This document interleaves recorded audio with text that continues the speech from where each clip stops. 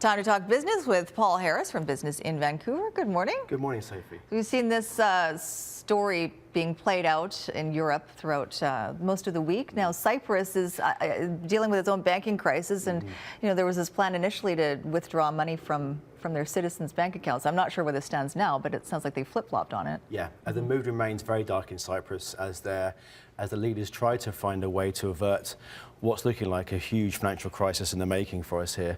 There's great uncertainty remaining among the people about what's going to happen. The banks are going to remain closed until Tuesday. There's been long lineups at cash machines as people try and get their savings out of the banks because there's so much uncertainty about what's going to happen.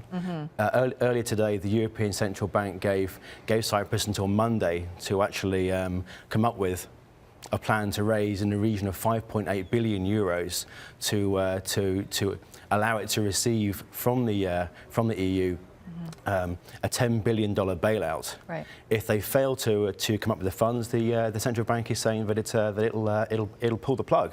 Okay. Which would see the country default its debt and would put it into a spiral where they're seeing tax rises and enormous uncertainty for a long time to come, a bit like Greece did. Right. So what is the plan? Or obviously they don't have a plan then.